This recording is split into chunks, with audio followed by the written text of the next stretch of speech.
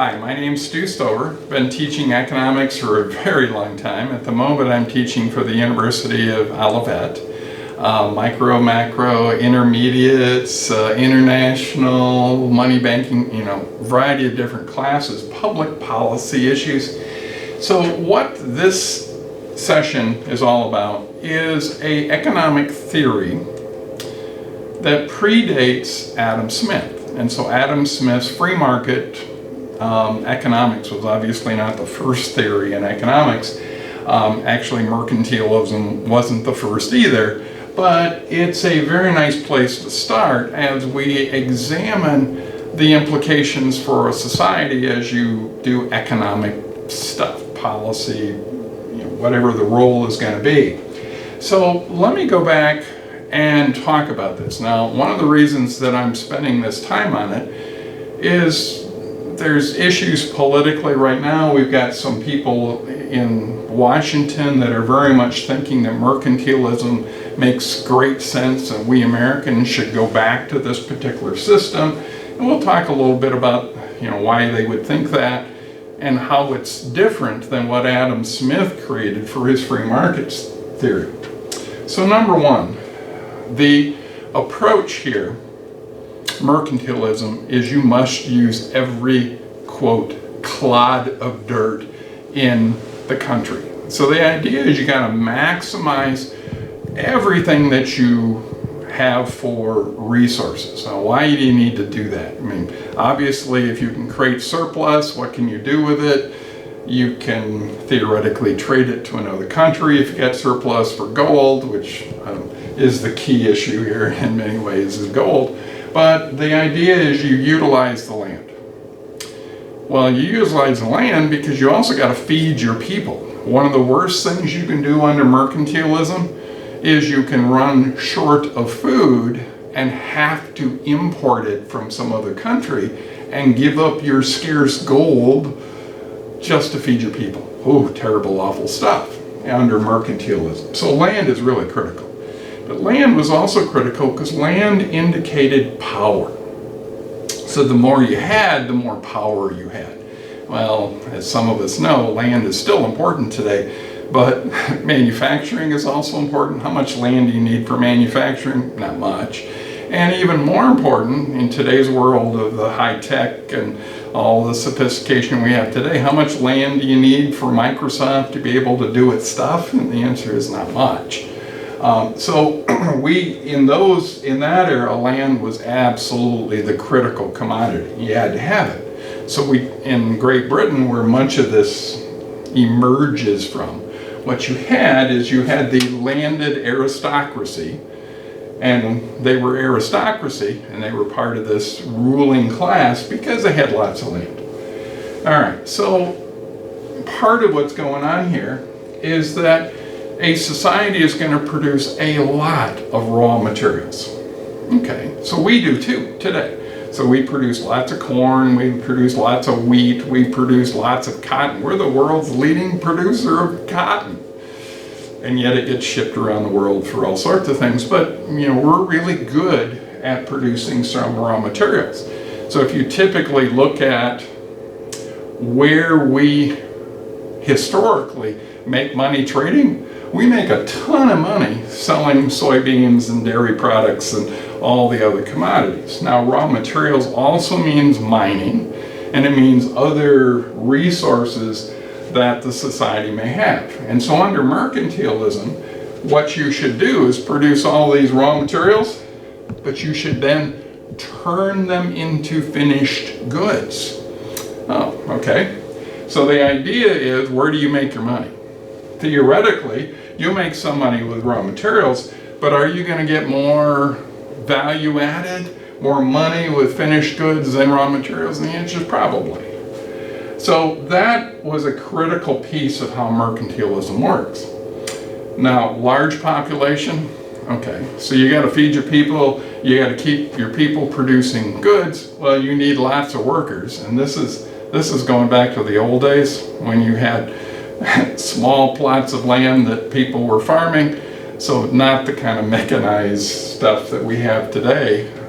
Most of you know this, but we're probably under 2.5% of the American population actually works in agriculture today. I know that 2.5%, how many of those are in the farm credit side or in the import-export side? The answer is we have a handful of people that are producing the food in America, unlike the old days where you had 90+% of the population that was working in agriculture. So you need a large population to do all those things, but you also needed a large population because how do you increase your wealth in a mercantile system?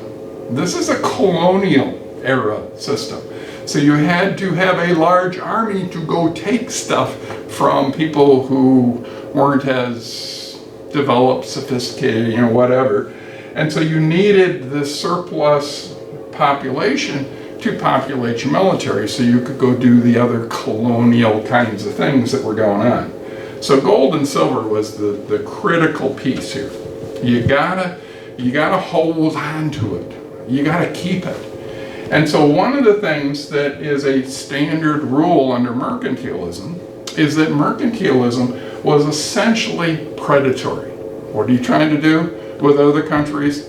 You're trying to get them in some fashion. So get them means get their gold and silver. If you get their gold and silver, wealth of a country was based on this commodity, very different than Adam Smith notions about how wealth of a nation is created. But if you took it from somebody else, what did you then do? You then weakened them and empowered yourself. What does that mean you can do somewhere down the road? If you weaken them enough, you can go take them. What a deal. So you had a very predatory system. So this was a win-lose scenario on trade. Now it even gets worse than that. So I said discourages trade.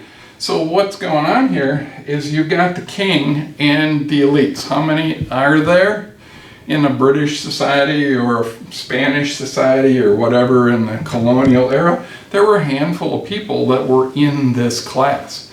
Now technically, could their wives and mistresses go to Paris and get the latest gowns? Of course they could, because that's kind of what rich people do. But there were so few of them. Did it really matter in terms of trade? No, didn't matter all that much, because most people were peasants. What did peasants have to do? Peasants had to survive on what they could produce themselves. Does that mean that they had great diets? No. If they grew wheat, whatever they grew in whatever part of the world they're in, that was what they were supposed to consume. Oh, is that sort of restrictive in all sorts of ways? Do you have high infant mortality rates? Do you have all sorts of other problems connected to that? Well, of course. But the peasants were not supposed to be consumers. The king and the elites were supposed to be consumers. So in this system, and if the farmers, the peasants, are saying we need a new road to get our goods from the farms to market, is the king going to typically respond to that? Why would he? Why would he? He wants to use his money and his gold to have more troops, take more land, and off you go with all that stuff. But what would happen is the king might decide to go ahead and build a road for his own purposes. So the king was the central economic piece in this system. I get really nervous when you have a central figure being the economic dominant player in the economy in all sorts of ways. So the king might build a road. Why might the king build a road? Well, because he needs to move his army from here to there. And so you need a road to do it. Well, who's going to do it? The peasants are going to do it. They might or might not get paid. So part of what's going on here is this particular system is in my opinion, a very negative way to run an economy. An economy is not based on the amount of gold in a pile in Fort Knox or someplace. That's not how you measure the wealth of a nation. Some of the other principles here seem pretty unpleasant as we think about the average person. What's the way that a peasant could become one of the elites? Excuse me? There's no mobility in this system. You can't move up. You could potentially move down, but it's really hard to move up. So the avenues for peasants to move up were typically twofold. One was join the military. Okay, how's that going to work for most of them? Not real well. They're not going to have a ton of mobility. The second way was to join the priesthood. Are those great ways to do it? And there was some merchants and others that were sort of in that middle category, but not very many.